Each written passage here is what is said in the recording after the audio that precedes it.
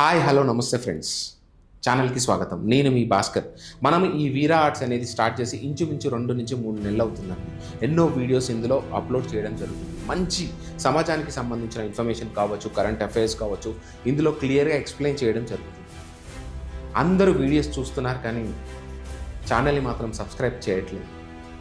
Please friends, మీరు ఛానల్ని కనుక సబ్స్క్రైబ్ చేసినట్టయితే మీకు నోటిఫికేషన్స్ వస్తాయి. మీరు ఆ వీడియోస్ చూసి నన్ను ఎంకరేజ్ చేసి నా వీడియోస్ కనుక మీరు షేర్ చేసినట్టయితే నా ఎదుగుదలకు అది ఎంతో తోడ్పడుతుంది. మీకు కూడా ఇక ముందు కరెంట్ అఫైర్స్తో కావచ్చు, మంచి మంచి వీడియోస్ కావచ్చు, మీ ముందుకు రావడం జరుగుతుంది. దీనివల్ల మీకు పోయేది టైం, మీకు ఖర్చు అయ్యేది ఏమీ లేదు, మీ టైము వేస్ట్ కాదు, వృధా కాదు. జస్ట్ ఎందుకంటే మీకు కూడా కరెంట్ అఫైర్స్ గురించి తెలుసుకోవాలనుకుంటుంది కదా ఫ్రెండ్స్. నా ఎదుగుదలలో మీరు భాగం కావాలని నేను కోరుకుంటున్నాను. ప్లీజ్ ఆ వీడియోని దయచేసి షేర్ చేయండి. అలాగే ఛానల్ని కూడా సబ్స్క్రైబ్ చేయండి. 10 మందికి సబ్స్క్రైబ్ చేయండి. మీ భాస్కర్ ఇక ముందు కూడా మంచి వీడియోస్తో మీ ముందుకు వస్తాను. గిబ్లీ ఆర్ట్ గురించి మీ అందరికీ తెలిసిందే. సోషల్ మీడియాలో ఎక్కడ చూసినా ఈ గిబ్లీ ఆర్ట్ ఒక హల్చలే నడుస్తుంది. అంతేందుకు సెలబ్రిటీస్ నుంచి మొదలు పెడితే పొలిటీషియన్స్ దాకా కామన్ మ్యాన్ కూడా లాస్ట్కి ఈ గిబ్లీ ఆర్ట్ ఇన్ఫ్లుయెన్స్లో పడిపోయారు. అసలు ఈ గిబ్లీ ఆర్ట్ని ఇంతగా యూజ్ చేయడానికి కారణం ఏంటి? అసలు యూజ్ చేయడం వల్ల ప్లస్లు ఏంటి, మైనస్లు ఏంటి, ఇది అసలు యూజ్ చేయొచ్చా అని మాట్లాడుకోనే ముందు మనం ఆర్టిఫిషియల్ ఇంటెలిజెన్స్ గురించి కొంచెం తెలుసుకుందాం. దాని తర్వాత మళ్ళీ గిబ్లీ ఆర్ట్స్లోకి వద్దాం, ఓకేనా? అయితే ఆర్టిఫిషియల్ ఇంటెలిజెన్సీ ప్రపంచంలో ఎక్కడ చూసినా ఇప్పుడు ఆర్టిఫిషియల్ ఇంటెలిజెన్సీ లేకపోతే ఎంటర్టైన్మెంట్ వరల్డ్ అనేది లేదు. అంతెందుకు వ్యాపారం లేదు, వాణిజ్య ప్రకటన లేదు. ప్రతి ఒక్కటి ఆర్టిఫిషియల్ ఇంటెలిజెన్స్ మీదనే డిపెండ్ అయ్యి ఉన్నాయి. ఎంతలా ఆర్టిఫిషియల్ ఇంటెలిజెన్స్ పెరిగిపోయిందంటే ఒకప్పుడు మనం క్యాలిక్యులేషన్స్ మెథడ్తో చేసేవాళ్ళం. ఎప్పుడైతే క్యాలిక్యులేటర్ వచ్చిందో మన బుర్రలు వాడడం పనిచేసాం, క్యాలిక్యులేటర్ మాత్రమే వాడతాం. ఆ తర్వాత ఏదైనా ఇన్ఫర్మేషన్ కావచ్చు, డేటా కావచ్చు, మనం గుర్తుపెట్టుకునేవాళ్ళం. తర్వాత కాలంలో ఆ గుర్తుపెట్టే అవసరం కూడా మనకు లేకుండా పోయింది. బికాస్ కంప్యూటర్స్ వచ్చాయి. ఆ డేటా మొత్తం అందులో స్టోర్ చేసుకోవడం స్టార్ట్ చేసాం. మనకు ఎప్పుడైతే అవసరమో దాన్ని అప్పుడే మనం బయటికి తీసుకొని దాన్ని వాడుకోవడం జరుగుతుంది. ఆ తర్వాత కాలం అంటే నెక్స్ట్ అడ్వాన్స్ లెవెల్ ఏ రకంగా మారిపోయిందంటే మన ఆలోచన విధానాన్ని కూడా మనం బద్దకించి మనం ఎందుకు ఆలోచించడం, ఆర్టిఫిషియల్ ఇంటెలిజెన్స్ క్రియేట్ చేస్తే అదే థింక్ చేస్తుంది కదా అన్న రేంజ్కి దిగజారిపోయాం. ఫైనల్గా ఆర్టిఫిషియల్ ఇంటెలిజెన్స్ వచ్చిన తర్వాత ఈరోజు మనం వ్యాపారాలు కావచ్చు, వాణిజ్య ప్రకటనలు కావచ్చు, ఎంటర్టైన్మెంట్ వరల్డ్ కావచ్చు, మొత్తం ఈ ఆర్టిఫిషియల్ ఇంటెలిజెన్స్ మీదనే డిపెండ్ అయ్యింది.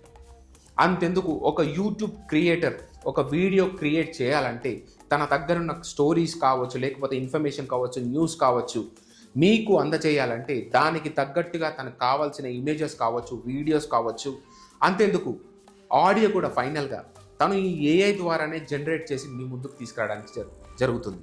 సో ఇంతలా ఇన్ఫ్లుయెన్స్ చేస్తున్న ఈ ఆర్టిఫిషియల్ ఇంటెలిజెన్సీ ఎంతలా పేరుకుపోయిందంటే మనిషి ఆర్టిఫిషియల్ ఇంటెలిజెన్స్ లేకుండా ముందుకు వెయ్యలేడు అన్న పరిస్థితికి మనం వచ్చేసాం, ఇంకా రాబోతున్నాం. సో ఈ క్రమంలోనే గిబ్లీ ఆర్ట్స్ అనేది ఒక సెన్సేషన్ అయిపోయింది. ఎంతలా అయిపోయిందంటే పొలిటీషియన్ నుంచి మొదలు పెడితే ఆల్మోస్ట్ సెలబ్రిటీస్, కామన్ మ్యాన్ అందరూ గిబ్లీ ఆర్ట్స్లో చాట్ జీపీటీ, ఓపెన్ ఏఐలో కావచ్చు, గ్రోక్ కావచ్చు, లేకపోతే థర్డ్ పార్టీ యాప్లు కావచ్చు, అందులో వీళ్ళ ఇమేజెస్ని అప్లోడ్ చేసుకొని దాన్ని ప్రాసెస్ చేసుకొని గిబ్లీగా కన్వర్ట్ చేసుకొని డీపీలు పెట్టుకోవడం జరుగుతుంది. సోషల్ మీడియాలో ఈ పిక్స్ని షేర్ చేసుకోవడం జరుగుతుంది. మీకు చెప్పాలంటే personal pics, family pics, private pics కూడా మీకు అర్థమైంటే చెప్పాలంటే, కరెక్ట్గా చెప్పాలంటే ప్రైవేట్ పిక్స్, వాళ్ళ ప్రైవేట్ స్పేస్లో ఉన్న ఫొటోస్ని కూడా గిబ్లీ ఆర్ట్స్కి కన్వర్ట్ చేసుకోవడం జరుగుతుంది. మీకు కరెక్ట్గా చెప్పాలంటే లవర్స్ కావచ్చు, లేకపోతే బాయ్ ఫ్రెండ్ గర్ల్ ఫ్రెండ్స్ కావచ్చు, వైఫ్ అండ్ హస్బెండ్స్ కావచ్చు, వాళ్ళ ప్రైవేట్ స్పేస్లో ఉండే ఇమేజెస్ని, ఏవైతే వాళ్ళ పిక్స్ ఉంటాయో వాటిని కూడా గిబ్లీ ఆర్ట్స్ కింద కన్వర్ట్ చేసుకొని అవి క్యూట్గా ఉంటాయి కదా అని వాటిని చూసుకొని మురిసిపోవడం జరుగుతుంది.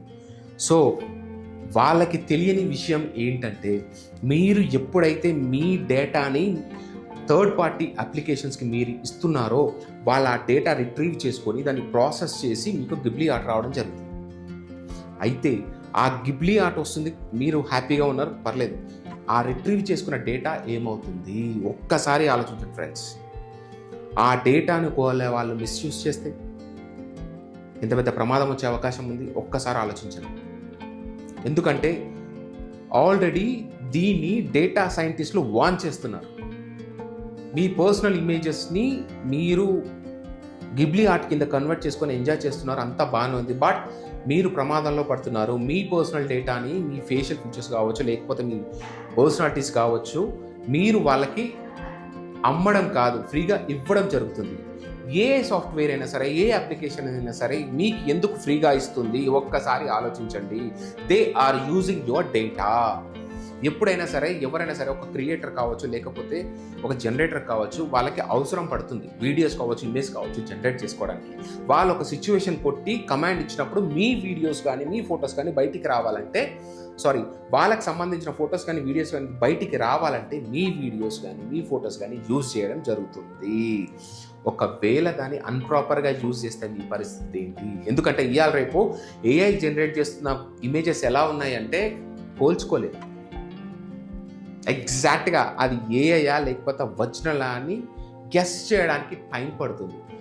మీరు ఒకవేళ గిబ్లీ ఆర్ట్స్లో మీరు గిబ్లీ ఆర్ట్స్ ప్రాసెస్ చేయడానికి మీ ఇమేజ్ పంపినట్టయితే మీది ఎగ్జాక్ట్గా రాదు. బట్ అవతల వాళ్ళకి ఏవైతే క్రమ్ అండ్ ప్రాంప్ట్ కరెక్ట్గా నేర్చుకొని ఎవరైతే ప్రాసెస్ చేస్తారో వాళ్ళకి మాత్రం ఎగ్జాక్ట్గా వస్తుంది. So be careful. డేటా సైంటిస్టులు వాన్ చేస్తున్నారు.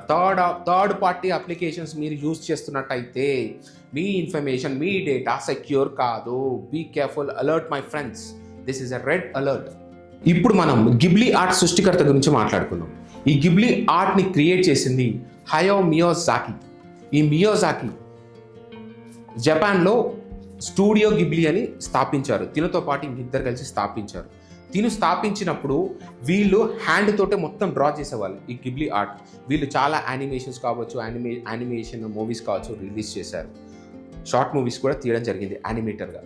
కాకపోతే వీళ్ళు ఏం చేసినా ఈ మియాజాకి అనేవాడు తన స్వహస్తాలతో దించిన డయాగ్రామ్స్ని యానిమేషన్గా క్రియేట్ చేసి జనాలకు అందించేవాడు.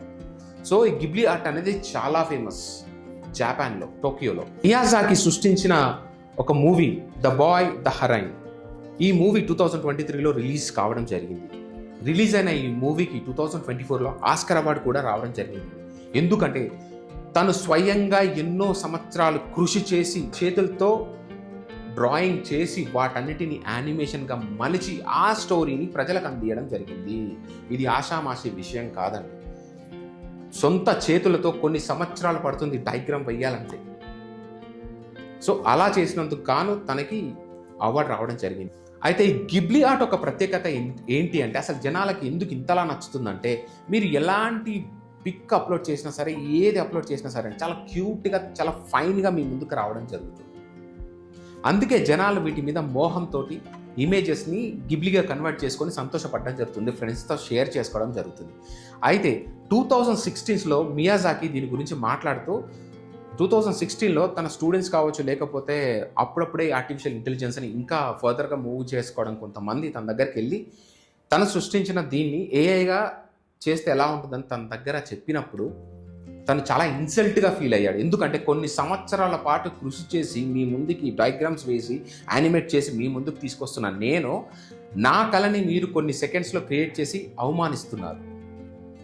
So this is a great insult, this is a disgusting. ఒక ఆర్టిస్ట్ లైఫ్ని మీరు చంపేస్తున్నారు. మీరు ఇలా కనుక చేసినట్టయితే రాబోయే తరానికి ఎవరైతే ఈ ఆర్ట్ని నేర్చుకొని ముందుకు తీసుకొద్దామని అనుకుంటారో వాళ్ళకి లైఫ్ ఉండదు, కాబట్టి వాళ్ళ గ్రోత్ ఆగిపోతుంది. అసలు ఈ ఆర్టిఫిషియల్ ఇంటెలిజెన్సీ ఒక ఆర్టిస్ట్ లైఫ్ని డ్యామేజ్ చేస్తుందని చెప్పి తను ఫీల్ అవ్వడం జరిగింది. నాకు తెలిసి రియల్గా భయపడడం జరిగింది. ఎందుకంటే తను సంవత్సరాల పాటు క్రియేట్ చేసిన ఒక యానిమేషన్, అంటే తను కొన్ని రోజుల పాటు దించిన ఒక బొమ్మని ఇది కాపీ చేసి వితిన్ సెకండ్స్లో అందజేయడం జరుగుతుంది. అయితే ఆర్టిఫిషియల్ ఇంటెలిజెన్స్కి మియాజాకి గారికి డిఫరెన్స్ ఏంటంటే, మియాజాకి గారు తన అనుభవపూర్వకంగా ఎప్పటి నుంచో ఎక్కడెక్కడ చూసిన సందర్భాలు కావచ్చు, సిచ్యువేషన్స్ కావచ్చు, బొమ్మలు కావచ్చు, తన మైండ్లో ఉండుంటాయి. సో అదంతా ఒక క్రియేటివ్గా మలిచి బొమ్మను గీంచడం జరుగుతుంది. So this is unique and original. అదే ఏఐ ఏం చేస్తుంది, తన దగ్గర ఉన్న డేటానే తను తీసుకొని దాన్ని ప్రాసెస్ చేసి నీకు ఇమేజ్గా క్రియేట్ చేసి ఇవ్వడం జరుగుతుంది. క్రియేట్ కంటే జనరేట్ అని చెప్పవచ్చు. Miyazaki artist is an creator. This is unique, where as artificial intelligence is an generator. So దీనికి అంత సీన్ లేదు. దానికి చిన్న ఉదాహరణ చెప్పాలంటే, మీరు ఎప్పుడైనా గమనించండి, మీరు మీ ఇమేజ్‌ని పంపిస్తున్నప్పుడు ఇది ప్రాసెస్ చేసే క్రమంలో మీ ఫేషియల్ ఎక్స్‌ప్రెషన్స్ కావచ్చు, మీ హావభావాలు కావచ్చు, ఈ ఏఐ క్రియేట్ చేసే గిబ్లీలో మీకు రావు. This is a biggest example అని చెప్పొచ్చు. ఒకవేళ గ్రూప్ ఫోటో కనుక అక్కడ ఉందనుకోండి, ఆ గ్రూప్ ఫోటో మీరు దిగినట్టయితే ముక్కు మొఖాలు కరెక్ట్‌గా ఉండవు గిబ్లీ ఆర్ట్స్‌లో. అంతెందుకు, నలుగురు ఉన్న ఫోటోలు ఉందనుకో ఎగ్జాంపుల్, ఆ నలుగురున్న ఫోటోలో ముగ్గురే రావడం జరుగుతుంది గిబ్లీ ఆర్ట్‌లో. సో దీన్ని బట్టి మనం ఏం చెప్పొచ్చు అంటే, గిబ్లీ ఆర్ట్స్‌లో క్లారిటీ అనేది తక్కువ. ఇంకా ఆర్టిఫిషియల్ ఇంటెలిజెన్స్ థింకింగ్ స్థాయికి చేరుకోలేదు. అంత స్థాయికి చేరుకోవాలంటే ఇంకా చాలా జనరేషన్స్ పట్టే అవకాశం ఉందని మాత్రం ఈజీగా చెప్పొచ్చు. ఇంకోటి, మియాజాకి గురించి మనం మాట్లాడుకోవాలంటే, ద విండ్ రైజెస్ అనే ఒక మూవీ ఉంది, షార్ట్ మూవీ. మీరు అది కనుక గమనించినట్టయితే అందులో 4 సెకండ్ ఒక వీడియో ఉంటుందండి. ఆ 4 సెకండ్ వీడియో చేయడానికి తనకి ఇంచుమించు 1 సంవత్సరం 3 నెలల టైం పట్టింది. Just imagine. అదేంటి, ఒక 4 సెకండ్ల వీడియో కోసం తనకి 1 సంవత్సరం 3 నెలల టైం పట్టిందా? అది కదా ప్యాషన్ అంటే, అది కదా క్రియేటర్ అంటే. తన యావత్ జీవితాన్ని, ఇప్పుడు మియాజాకి గారికి 84 ఇయర్స్ ఉంటాయండి. మియాజాకి గారికి 84 ఇయర్స్, తన జీవితాన్ని మొత్తం ఈ గిబ్లీ ఆర్ట్స్కే అంకితం చేయడం జరిగింది. ఆ 4 సెకండ్ వీడియో గురించి మనం మాట్లాడుకోవాలంటే, మీరు జస్ట్ ఇమాజిన్, ఒక సెకండ్ వీడియో కావాలంటే 24 ఫ్రేమ్స్ అండి. 24 ఫ్రేమ్స్ ఒక సెకండ్ వీడియో అంటే 24 ఫోటోలు కలిస్తే ఒక చిన్న వీడియో అవుతుంది. దాన్ని 16:18 కూడా తగ్గించవచ్చు మనం. అయితే తను ఇన్ని పిక్స్ డ్రా చేయాల్సి వస్తుంది. ఇన్ని పిక్స్ డ్రా చేయాల్సి వచ్చినప్పుడు మీరు కరెక్ట్గా దీన్ని మోషన్ చేయాలంటే ఒక్కసారి గమనించండి, ఒక్క ఇమేజ్లో ఒక్క పర్సన్ తీసుకున్నట్టు నెంబర్ ఆఫ్ పర్సన్స్ ఇంచుమించు ఒక 100 మంది ఉండొచ్చు ఆ ఫోటోలో, ఆ ఫ్రేమ్లో. ఒక పర్సన్ మూవ్ అవుతున్నప్పుడు మిగతా పర్సన్స్ అందరు మూవ్ అవుతారు. సో మిగతా పర్సన్ అందరి మూమెంట్స్ ఒక్కొక్క ఫోటోలో క్యాప్చర్ చేసుకుంటూ వెళ్ళాలి. ఇప్పుడు ఫర్ ఎగ్జాంపుల్ 1 నెంబర్ ఉందనుకోండి, నెక్స్ట్ ఫోటోలో ఆ 1 నెంబర్ జరిగింది అనుకోండి, ఆ 100 మెంబర్స్ ఉంటారు, ఆ 100 మెంబర్స్ కూడా జరగాల్సి వస్తుంది. సో పిన్ టు పిన్ వాళ్ళు క్యారీ చేస్తున్న బ్యాగ్తో మొదలు పెడుతుంటే వాళ్ళ హెయిర్, వాళ్ళ ముక్కుతో ఈచ్ అండ్ ఎవ్రీథింగ్ మోషన్ ఉండాలి. అలా 24 ఫోటోస్ ఫర్ 1 సెకండ్. అలాంటిది 40 సెకండ్స్, అలాంటిది 4 సెకండ్స్ అంటే యూ కెన్ జస్ట్ ఇమాజిన్ తను ఎంత టైం తీసుకోవడం. 1 year 3 months అనేది నాట్ అన్ ఈజీ థింగ్ అండి. సో ఇంత కృషి చేసి, ఇంత తన జీవితాన్ని మొత్తం పెట్టి మియాజాకి ఒక ఆర్ట్ని సృష్టిస్తే, దీన్ని ఎంత సునాయాసంగా, ఎంత ఈజీగా ఈ ఆర్టిఫిషియల్ ఇంటెలిజెన్స్ సాఫ్ట్వేర్స్ క్రియేట్ చేసిన ఈ అప్లికేషన్స్ వాళ్ళు కావచ్చు, పెద్ద పెద్ద సంస్థలు కావచ్చు, ఎంత ఈజీగా కాపీ కొడుతున్నాయో ఒకసారి మీరు చూడండి. అసలు దీనికి కాపీ రైట్స్ లేవా, పేటెంట్ రైట్స్ లేవా అని మనం మాట్లాడుకున్నట్టయితే, వీళ్ళు ఒక తెలివిగా ఒక ఎర్రర్ని యూజ్ చేసుకోవడం జరుగుతుంది. ఆ చిన్న టెక్నికల్ ఇష్యూని వీళ్ళు బేస్ చేసుకొని పేటెంట్ల హక్కు కావచ్చు, కాపీరైట్ ఇష్యూలు కావచ్చు, వీళ్ళు ఓవర్కమ్ చేసి ఈ గిబ్లీ ఆర్ట్ని కాపీ చేసి పైసలు సంపాదించుకోవడం కావచ్చు, లేకపోతే ఈ ఆర్ట్ని ఇంకా ఫర్దర్గా మూవ్ చేయడం కానీ జరుగుతుంది. మియాజాకి గారికి అన్యాయం చేయడం జరుగుతుంది. ఎలా అనేది చూద్దాం. ఒకవేళ మియాజాకి క్రియేషన్లో ఉన్న షార్ట్ మూవీస్ కావచ్చు, లేకపోతే అందులో ఉన్న పాత్రలు కావచ్చు, అందులో ఉన్న సన్నివేశాలు కావచ్చు, అందులో ఉన్న బొమ్మలు కావచ్చు, వాటిని వీళ్ళు తీసుకోవట్లేదు. వాళ్ళు తెలివిగా ఏం చేస్తున్నారంటే తన స్టైల్ మాత్రమే వీళ్ళు కాపీ కొడుతున్నారు. సో మియాజాకి గారు ఏం చేయలేకపోతున్నారు. తిన పేరుతో వీళ్ళు అప్లికేషన్స్ క్రియేట్ చేసి కొన్ని కోట్లు సంపాదించుకుంటున్నారు. మియాజాకి మాత్రం జీరోగా మిగులుతుంది. ఫ్యూచర్లో పెయింటర్స్ కావచ్చు, ఆర్టిస్ట్లకు కావచ్చు, మ్యూజిషియన్స్కి కావచ్చు, సైంటిస్ట్లకు కావచ్చు, అందరి జీవితాలు, టీచర్స్కి కావచ్చు, ఇలా జీవితాలు అనేవి రోడ్డు మీద పడిపోతున్నాయి. Why? Because artificial intelligence is going to kill them. For example Miyazaki గారినే చూసుకో, ఇదే చెప్తుంది. So be careful my friends. వాళ్ళు ప్రపంచాన్ని మొత్తం ఏఐతో డిస్ట్రాయ్ చేయబోతున్నారా అని నాకు అనిపిస్తుంది. This is my personal opinion. You can also consider. ఇది ఫ్రెండ్స్ ఈరోజు ఎపిసోడ్. మీకు ఇది ఎపిసోడ్ నేను నచ్చిందని అనుకుంటున్నాను. సో ఫ్రెండ్స్, మళ్ళీ ఇంకో ఎపిసోడ్తో మీ ముందుకు వస్తాను. అప్పటిదాకా థ్యాంక్ యూ సో మచ్.